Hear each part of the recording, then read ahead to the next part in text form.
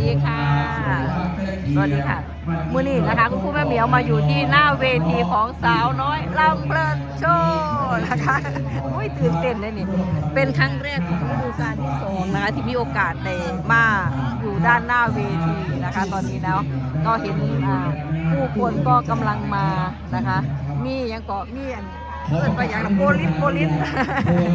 สำหรับการป้องกันอันตรายความปลอดภัยเจอเนาะมาเจอ FC น้องมานะสวัสดีค่ะแม่สวัสดีค่ะแม่อย่างนะคะปริญญาค่ะอ๋อใส่ซื้อไว้อย่างไรตอนที่ไปคอมเมนต์นะคะปริญญาเนาะปริญญาเหมือนกันจ้ะปริญญาบัวเพชรค่ะอ๋อชื่อภาษาไทยเลยบอกจ้ะอ๋อค่ะแม่หักแพงมานามาโดนแล้ว ค่ะ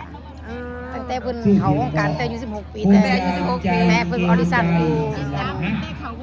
ตั้งแต่เขาวงการคือกันวันนี้อันนี้เพิ่นก็ตั้งใจมาเบิ่งมานานคือกันครั้งแรกไหมของฤดูกาลนี้หรือว่าไปดูหลายครั้งแล้ว 3-4 ครั้งแล้วค่ะไม่หมายถึงว่าหน้าเวทีนี่ไหมคะ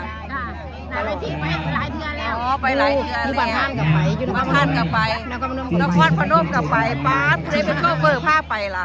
ให้ลูกชายมาส่งลูกชายมาส่งแจ้งมารับบ่แจ้งให้เพิ่นมาสอดแจ้งบ่นี่กะว่าจังซั่นล่ะก็สอดแจ้งเพราะว่ามักแฮงมักหลายเนาะน่ารักเพิ่นว่าฝากลูกชายนำแน่เอกชวลินใช่มั้ยคะเอกชวลินเบิ่งตลอดเพิ่นติดตามคลิปกูแม่เหมียวเพิ่นว่าซั่นเนาะว่าเพิ่นบ่ได้ติดว่าบ่ได้ติดซ้ํสิได้บานิลาเนาะมื้อนี้ฝากเพิ่นนำแน่ฝากไปติดปล่อยตามเพิ่นไปเบิ่งทุกคลิปค่ะเวลากูแม่เหมียวลงกับเบิ่งเวลากับแม่ของลูกค่ะเพราะว่าเบิ่งเพิ่นตั้งแต่อยู่กกส้มโมมันบอกสกลนครเห็นกันกระทักทายคู่เพิ่นมาทักคู่ว่าเห็นคู่แมวเหมียวว่าซั่นวัดสะพานศรีกระทักคู่อยู่ค่ะอ๋อค่ะอยู่วัดสะพานศรีค่ะเห็นคู่อยู่มาบอกอะไรให้น้องมานะที่เอามาไล่ไปให้น้องมานาได้หลายค่ะแม่ไปเบิ่งเสาเอกเสาโท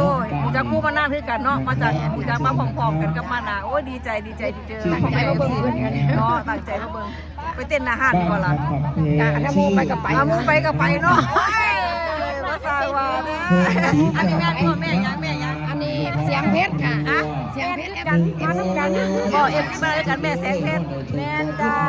ค่ะติดตามมาทำกันแสดงว่าทุกครั้งที่ไปก็คือไปด้วยกัน3พี่น้อง3เอ้ยน้องเอาแม่นบ่นี่เอ้ยน้องไปเอ้ยอันนี้เอ้ย1อันนี้ก็แม่เอ้ย2คน2คน3เอ้ย3เอ้ย4โอ้มันทายทอดทางสายเลือดบ่นี่อันนี้แม่ยังคะนี่อันลั่นแม่รันจ้าอ๋อลั่นโทมโอ้ค่ะอันนี้ก็ร้านบ่นี่ถ่ายทอดไปทางซ้ายเดี๋ยวบ่กินข้าวบ่ลูกบ่มักมีบ่นะบ่นี่โอ้ไปมอบไปไล่ไหมไปมอบทิปไหม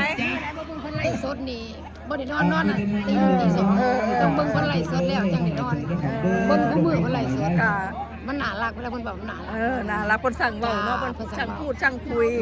มื้อนี้น่ะเมื่อกี้เขาไปด้านหลังเวทีไปหาฮักแพงถามว่าครูมาหาอ้ายบ่มื้อนี้บ่ไปเดี๋ยวผู้ใดเจอด้านหน้าเวทีมาเซอร์ไพรส์กันเลยว่าซั่นไม่ไปเพิ่นคุยเก่งเดี๋ยวเพิ่นก็รอขึ้นเดี๋ยวนี้ไว้รอขึ้นมารอกว่าตะกี้มาเซอร์ไพรส์เพราะว่าเฮาบ่เขาไปหาอยู่หลังเวทีบ่ไปถ่ายอยากไปเหรอมันก็อยากไปเนาะเจ้าคลิปนั่นแหละเนาะมันบอกเพิ่นมีคนพาไปเฮาบ่ได้ไปค่ะต้องมีคนพาไปเด้ค่ะครูเมื่อกี้ว่าตุ้ยพาครูไปต้องมีคนพาก็เกรงใจญาติเพิ่นปิดประตูปิดยังนะค่ะก็เลยบ่ได้เข้าไปเมื่อกี้ก็คือเบาตุ้ยพาครูไปหาฮักแพงเพิ่นก็เลยถามว่าจะไปหาอ้ายบอกว่าครูเซอร์ไพรส์อยู่ด้านหน้าเวทีบ่บอกเพิ่นเซอร์ไพรส์มันบอกไปเรื่องกับมันก็บ่ได้เนาะแม่มันต้องมีคนพาไปเพิ่นสิมีพวกทีมงานนี่พาเขาไป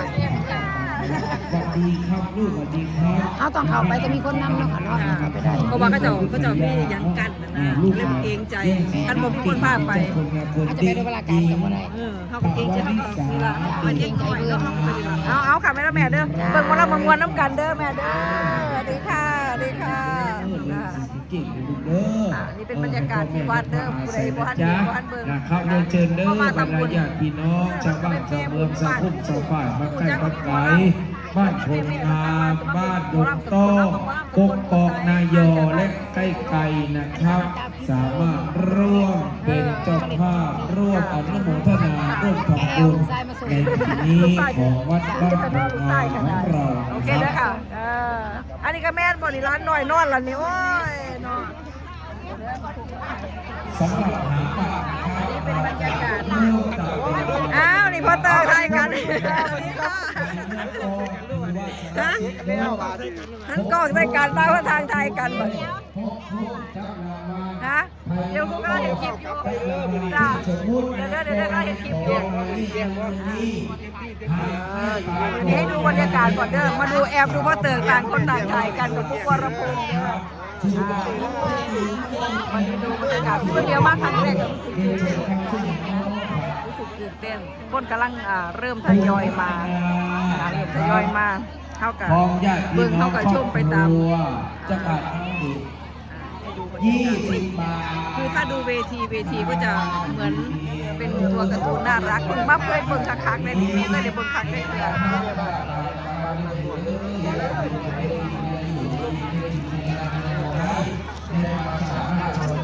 หมอนวดก็มา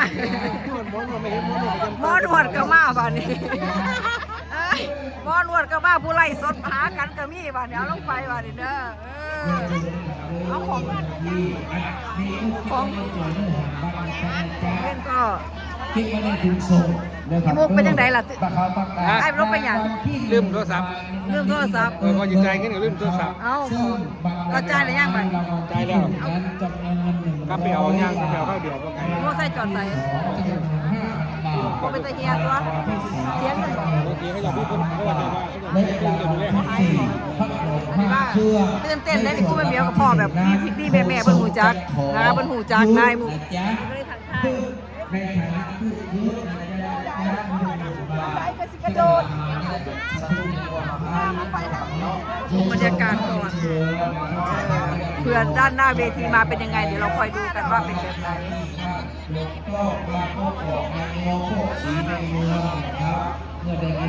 วัดก็สวยๆค่ะวัดก็สวย นะครับอันนี้พงไทย5 บาท10 บาทเดินเชิญนะครับคุณแม่นะจ๊ะนะจ๊ะ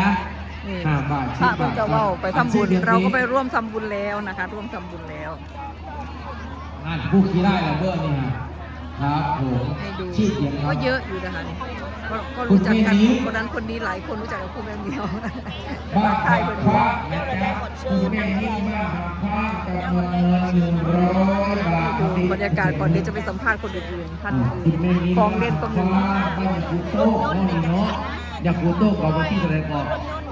18 มัน เทพเวท มันก็พ่อเบิ่งสอดแจ้งแล้วเนาะนี่ไปเมื่อยกับพี่พ่อมากบริการพี่โพดได้เดี๋ยวนี้โอ้ย เดียวนะครับเนาะ เฮ็ดมีแต่เงินแท้เฮ็ดมา ผู้ใหญ่ น้องเจ้าบ่อน นะครับ